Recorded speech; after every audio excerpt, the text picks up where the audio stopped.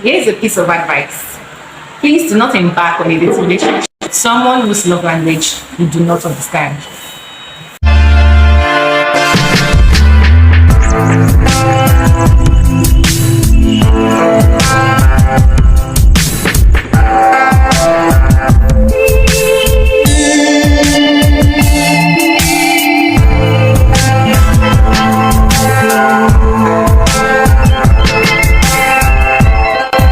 Hello everyone, welcome back to my channel.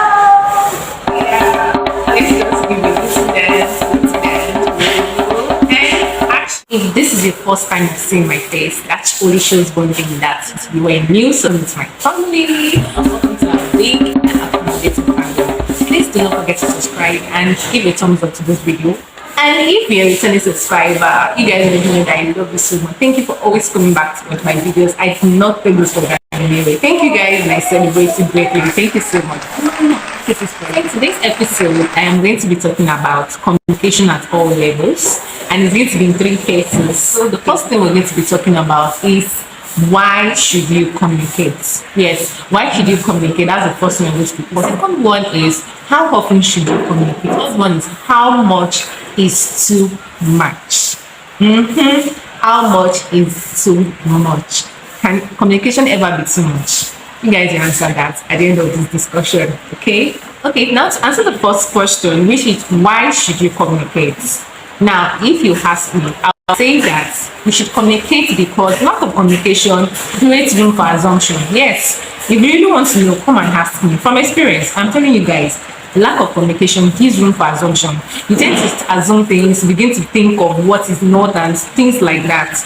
Now, imagine that you are in a relationship, either with an opposite sex or you are just in a casual relationship, okay? And you guys do not communicate, or probably you have a very weak link of communication. Definitely, you guys will tend to assume things a lot. For someone like me now, I do not enjoy shallow conversations. What do I mean by shallow conversations? You get some people boss you up and they're like, hi. And I'll be like, hi, what's up? And I'm like, I'm fine. What are you up to? I'm like, nothing much, I'm just here. And they're like, how are you doing? Come on, guys. Can't you see that there's a kind of repetition in this manner of conversation? Now, then you go to say that I used to say is, what are you doing? WYD for short. And you'll be like, well, I'm just here sitting down on my bed, reading the novel, and they'll be like, have you eaten? I know that you guys are familiar with this line. So this is like a line that's like, it's like a scripted conversation. Like, have you eaten?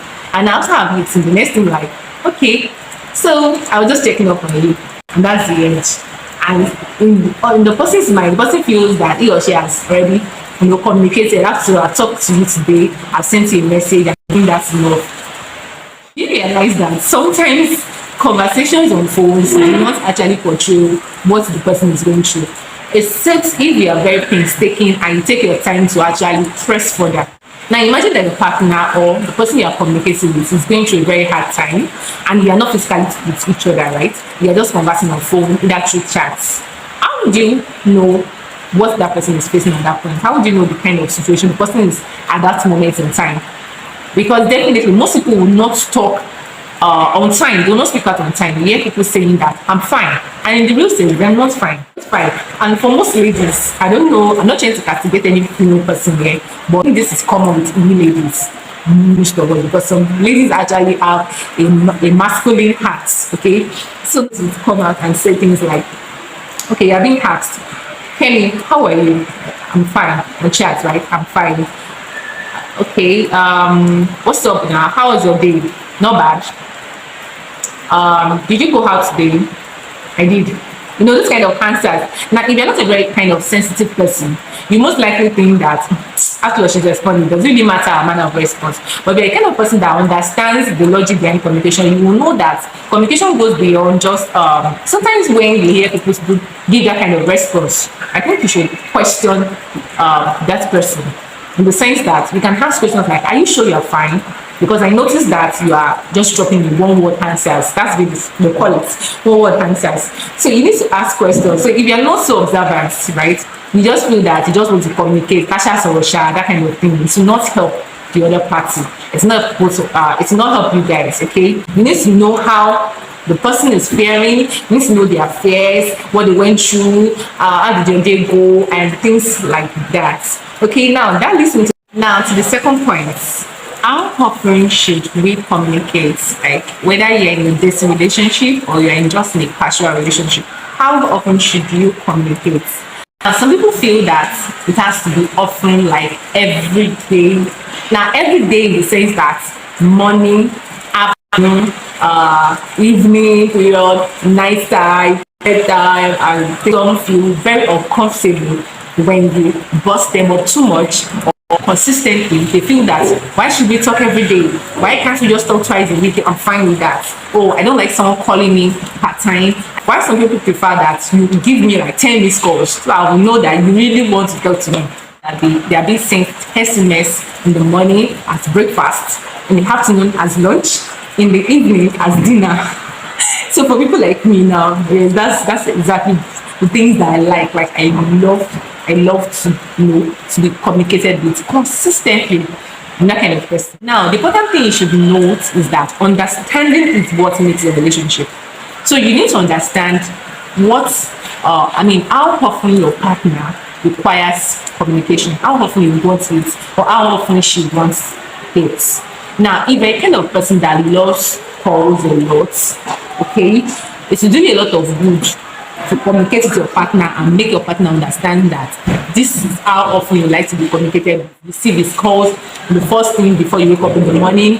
When you're at work, you want to receive his calls. When you are going home, you want to receive his calls and things like that. So you guys have to check it out. Now, because if you are high on communication, like I said, it will do a lot of good to also have someone who is high on communication. Initially, there's some people that feel that calling someone every time, in a single day, probably like 5 times in a single day, is excesses.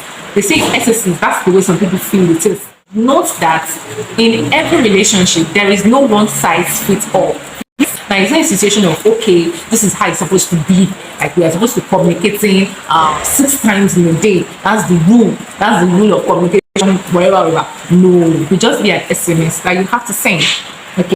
Now, the communication does not have to be necessarily calls. For some people just want SMS, okay, text message, could be a WhatsApp message, just to remind them of how much you value the person. Like people like me, I don't know why I'm making myself the reference point. Okay, so someone like me now, I love SMS a lot. Like I love SMS. I'll just wake up in the morning and the first thing I'm saying is, "Oh, baby, I miss you so much." And things like, for example, you have someone, a partner. Now I'm talking about in a dating relationship now. Okay, you have a partner who says that he or she likes to be called part time, and you on the other side, you are not a calling type of person. Okay, there are some people that are just texting type of persons. Some are calling type of person. Okay, so you need to understand where you both stand, and there has to be a place of compromise, because for every relationship there has to be a place of compromise, because if not, you certainly not hit your target. That's if you are heading for somewhere serious, because not all relationships are heading for somewhere serious. A lot of people are just doing relationships for casual sake, just to keep my time, just to keep me going, just to keep my company kind of thing. But if you know that you are doing this thing and it's heading somewhere real, okay, you would want to give it what it takes, right? And that is constant communication. So you guys need to talk about it.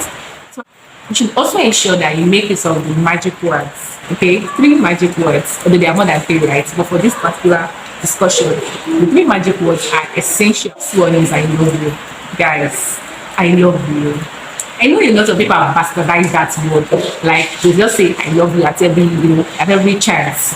Whereas they just the way you say good morning or hello to someone, whether you like the person or not, since we have turned I love you to that kind of statement. But for those who really genuinely mean it, I never get tired of hearing this. I love you. I love you. This is what have a way of bringing to remembrance how much this person values you. Okay. Now you should not get tired of using these words because they work. My second one is thank you. Thank you. Yes. Learn to be appreciated. Third one is I am sorry. I am sorry. I don't know if you guys have read this book. the 5 love languages. Okay, so we talked about different love languages of people, ranging from words of affirmation, ranging from physical touch, ranging from acts of service and things like that. So you need to understand which one suits your partner the most. I don't know, someone have jumped into the third point. And the third point is how much is too much. Now this depends on your partner. Do you feel that you have a partner who is on the high side in terms of communication, and you have someone who's just there? So you guys need to come to a place whereby it becomes, there's going to be a balance, okay? Because it takes time for you to come up to that level. But at the same time, just ensure you communicate. That's the key word. Ensure you communicate. Okay.